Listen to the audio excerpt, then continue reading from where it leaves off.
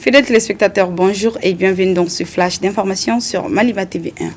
La 29e édition de l'espace d'interpellation démocratique EID s'est tenue ce mercredi 10 décembre au Centre international de conférence de Bamako. L'ouverture des travaux était présidée par le ministre de la Justice et des Droits de l'Homme, garde des Sceaux Mamoudou Kassongé.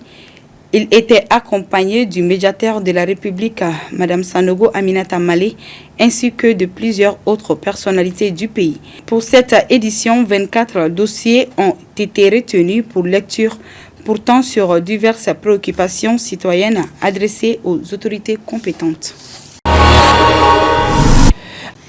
Toujours au pays, une dizaine de combattants au front de libération de l'Azawad ont officiellement déposé les armes dans la région de Kidal, au nord du pays. Cette initiative s'inscrit dans le cadre du processus de désarmement, démobilisation, réinsertion et intégration DDRI mis en place par les autorités de la transition pour apaiser les tensions et renforcer durablement la stabilité dans le nord du Mali. À l'international, au procès de l'ex-chef rebelle congolais Roger Numbala, l'un des derniers témoins à décharge encore accessible a été attendu mercredi 10 décembre pendant plus de 2 heures, en visioconférence depuis Kinshasa.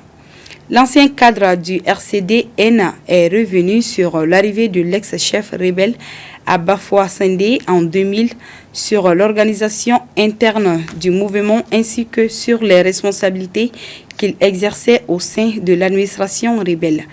L'audition a été marquée par un incident survenu en pleine audience, perturbant momentanément le déroulement des débats.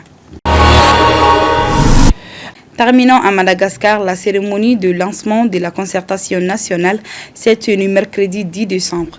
Qualifiée par les autorités de plus symbolique qu'autre chose, elle précède le véritable début des échanges avec la population qui ne sont attendus qu'à partir du mois de mars.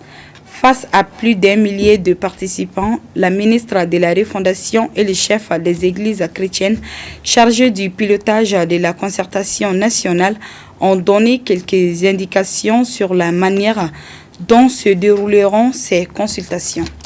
Voilà, c'est tout pour ce flash. Merci à vous de l'avoir suivi. Bonne suite de programme sur Maliba TV1.